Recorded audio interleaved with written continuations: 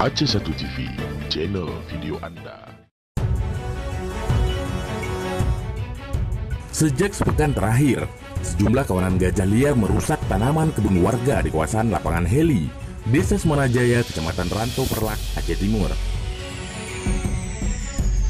Konflik antara hewan besar ini dengan warga sekitar menjadi perbincangan hangat di kalangan masyarakat setempat.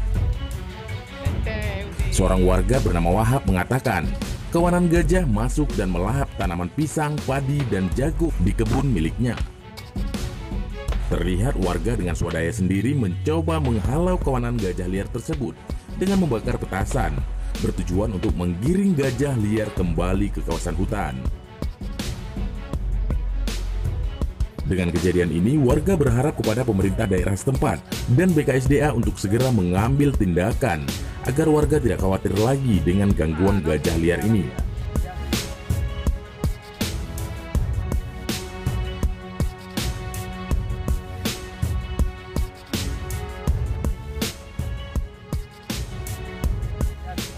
Kemungkinan besar jika BKSDA dan pemerintah tidak mengambil tindakan, maka warga setempat khawatir gajah akan kembali merusak tanaman di kebun mereka lagi.